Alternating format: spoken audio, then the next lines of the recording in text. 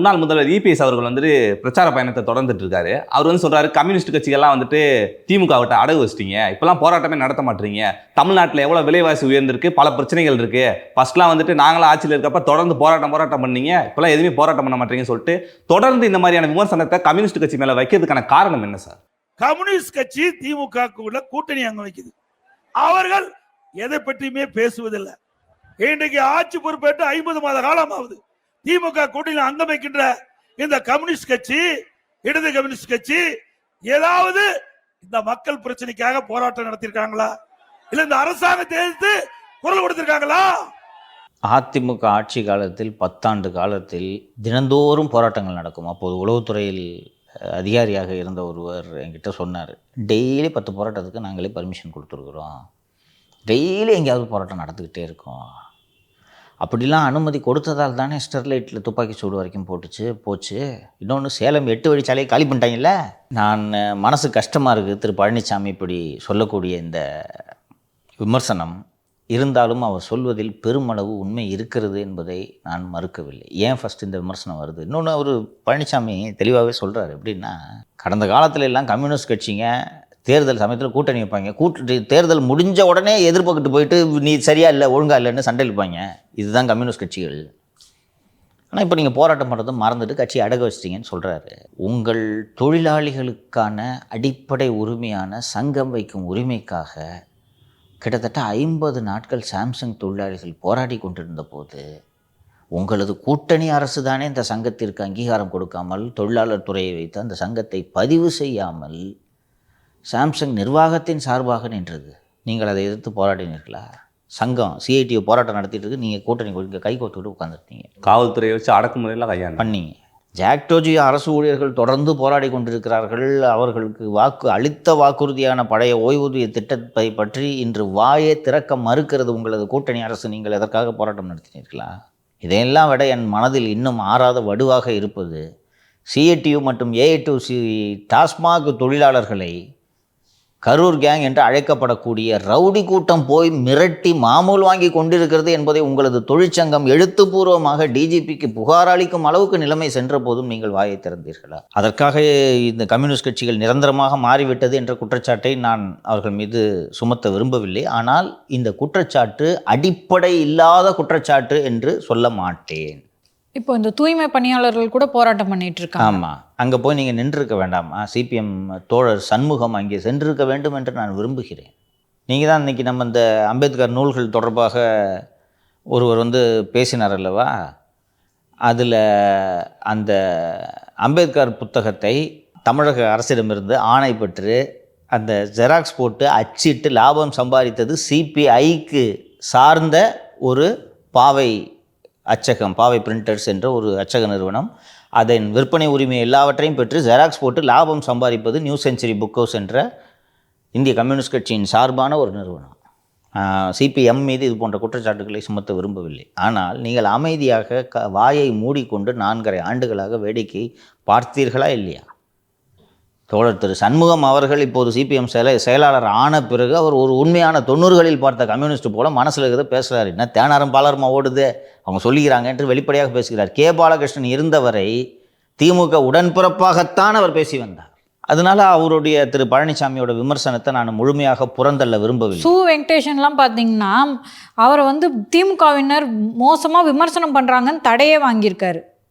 அதான் கட்சியில் சொல்லி அவங்கள விமர்சனம் பண்ணக்கூடாதுன்னு சொல்கிறார். இல்லை, அது தவறு இல்லைம்மா, அது நியாயமான ஒரு விஷயம். சொந்த கட்சிக்காரனையும் விமர்சனம் பண்ணுறது எப்படி சரியாக இருக்க முடியும்? இவரும் ஒன்றும் தப்பாலாம் சொல்ல சார், அந்த கட்சியில் நடக்கிறதான சார் சொல்கிறாரு, அதுக்கு விமர்சனம் வச்சா எப்படி சார்? அதான் நம்ம கட்சிக்காரர் அவர், நமது கட்சியை சேர்ந்த திரு சுவே அவர்களை, இப்போ சுவே, இந்த பூலோகி நண்பர்கள், இந்த உதயச்சந்திரன், இவங்கெல்லாம் திமுக உறுப்பினர்கள். அதனால் அவர்களை விமர்சனம் செய்யாதீர்கள் என்று சொல்லியிருக்கார். அதனால் அதில் ஒன்றும் தவறு இல்லை. ஸோ திரு பழனிசாமி அவர்களோட விமர்சனம் முழுமையாக அடிப்படையற்ற விமர்சனம், பொய்யான விமர்சனம் என்று நான் சொல்ல மாட்டேன்.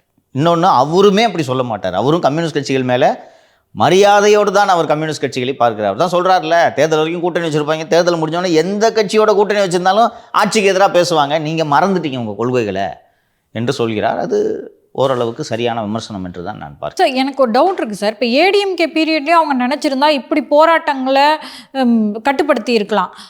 ஏன் சார் அவங்க வந்து அந்த அளவுக்கு அனுமதி கொடுத்தாங்க, இவங்க ஏன் இப்படி கட்டுப்படுத்துறாங்கன்னு நீங்க நினைக்கிறீங்க? பெரிய விவாதம் இருந்தாலும் எவ்வளோ சுருக்கமாக சொல்ல முடியுமோ சொல்கிறேன். எப்போதுமே அதிமுக ஆட்சியில் குறைந்தபட்ச ஜனநாயகம் இருக்கும்.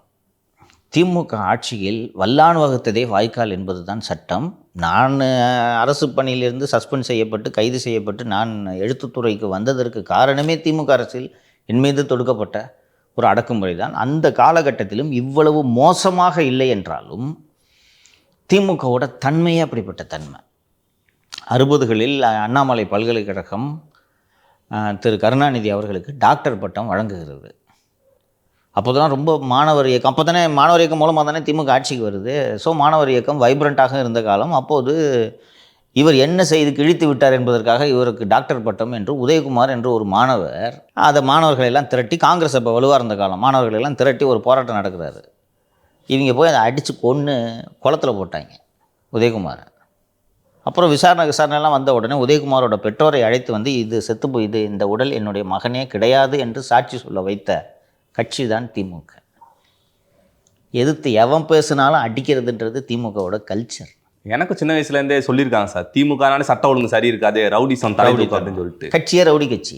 கெட்ட வார்த்தையில் பேசுறதுக்குன்னே மேடை பேச்சாளர்கள் ஒரு 10 பேரை வச்சிருக்கிற கட்சி எங்கேயாவது கேள்விப்பட்டிருக்கியா உலகத்தில்? எவனாவது 1-2 தலைக்கொடுப்பு எடுத்தவன் ஏதாவது 1-2 பேர் ஒரு கட்சியில் பேசுவான். இதுக்குன்னே ஒரு டீமை நன்னில நடராஜன், தீப்பொறி ஆறுமுகம், இது போன்ற ஆட்கள் இதற்கென்றே. நாகரிகம் வளர்ந்த பிறகு கூட சிவாஜி கிருஷ்ணமூர்த்தி இன்னைக்கு வரைக்கும் எங்கேயாவது ஏடிஎம்கள் நீ காட்டு, ஏடிஎம்கள் காட்டு, அதுவும் தான் கட்சி மேடைக்கு பேச்சாளர்கள் வச்சுருக்காங்க, காட்டு ஏடிஎம்கள் சிவாஜி கிருஷ்ணமூர்த்தி மாதிரி ஒரு இது காட்டு. அத்தனை பேர் கண்டித்த பிறகு இன்னும் அந்தாலும் அப்படி தானே பேசிக்கிட்டு இருக்காரு. அந்த கட்சியோட தன்மையே அப்படி. வித்தியாசத்தை பார்க்கணும் நீங்கள். அவர்கள் சொல்வதில் சாதாரண தொண்டன் கூட தலைமை பதவிக்கு அண்ணா திராவிட முன்னேற்ற கழகத்தில் வர முடியும். இங்கே ஒரு குடும்பத்தை தவிர யாராவது வர முடியுமா? அப்போ இங்கே எங்கே ஜனநாயகம் இருக்குதுல்ல? அதனால் இவர்களுடைய தன்மை ஏன்பா நீதித்துறையே என்ன பாடுபடுத்துகிறாங்கப்பா இவங்க. ஒரு ஜட்ஜு இவங்களுக்கு எதிராக தீர்ப்பு கொடுத்துட்டாருனோன்னா அவர் மீது சாதிச்சாயம் பூசி அந்த ஜட்ஜை திட்டுறதுக்குன்னே ஒரு கருத்தரங்க நடத்துகிறாங்க. பார்த்தியா? அதுதான் இந்த கட்சியோட தன்மை. ஸோ நீ இப்போ எங்களுக்கு எதிராக நீ போராட்டம் பண்ணனா நீ இருந்தால் தானே போராட்டம் பண்ணுவேன். ஸோ 2006 திமுக ஆட்சியிலும் இப்படித்தான் பத்திரிகைகளில் சுதந்திரமாக அரசுக்கு எதிராகவோ அதிகாரிகளுக்கு எதிராகவோ எதுவும் எழுத முடியாமல் கடுமையான நெருக்கடி கொடுக்கப்பட்டது. ஏற்கனவே சொன்னேன்னு நினைக்கிறேன், 2011 ஜனவரியில் உளவுத்துறை என்று ஜாஃபர் சேட்டை பற்றி ஜூனியர்டனில் கவர் ஸ்டோரி எழுதினாங்க. அதுக்கப்புறம் எல்லா மீடியாவும் 1 மார்ச் 2011 அன்று எலெக்ஷன் தேர்தல் அறிவிக்கை வந்தது. அடிச்சு இந்த மீடியா அடித்த அடியில் 3வது இடத்துக்கு போச்சு திமுக. இப்போதும் இவர்களுக்கு என்னென்னா போராட்டம் நடத்தினா தூக்கி உள்ள வை. கொஞ்சம் யோசிச்சுப்பார். ஒரு விவசாயி அவனோட நிலத்துக்காக போராடுறான், அவனை தூக்கி குண்டர் சட்டத்தில் அடைப்பியா? குண்டர் சட்டத்தில் அடைச்ச அந்த அதிகாரிகள் மீது இன்னைக்கு வரைக்கும் முதல்வர் நடவடிக்கை எடுக்கல தானே? இதுதான் திமுகவோட இப்படிலாம் பண்ணிட்டு நாங்கள் தான் விவசாயின்னு சொல்லிட்டு போய் போஸ்ட் கொடுத்துட்டு வருது. அதனால தான் நான் சொல்கிறேன், இங்கே திருப்பி மக்கள் அவ்வளவு ஏமாளிகளாக இருப்பாங்க அப்படின்ட்டுலாம் நம்ம நினைக்கக்கூடாது. ஸ்டாலின் அந்த நடைப்பயணம்லாம் நடத்து, உங்களோட இது என்னது நமக்கு நாமே திட்டம் முடியட்டும் விடியட்டும்லாம் நடத்தி ரொம்ப தீவிரமாக பிரச்சாரம் பண்ணோன்னே சரி ஏதோ கருணாநிதி புள்ள உழைப்பாளின்னு வேறு சொல்கிறாங்க, சரி என்னதான் இருக்காருன்னு பார்ப்போம் அப்படி என்று விட்டாங்க. இவர் எதற்குமே லாய்க்கில்லை என்பதை மக்கள் 4.5 ஆண்டுகளாக பார்த்து கொண்டிருக்கிறார்கள். இப்படிப்பட்ட கையால் ஆகாத பொம்மை முதல்வரை மீண்டும் அமர வைத்து தங்கள் தலையில் தாங்களே நெருப்பை அள்ளி கொட்டிக்கொள்ள தமிழக மக்கள் அவ்வளவு முட்டாள்கள் அல்லன்றதில் மட்டும் நான் உறுதியாக இருக்கிறேன். 26 மக்கள் சரியான முடிவை எடுப்பார்கள் என்று நான் நம்புகிறேன். சார், விஜய்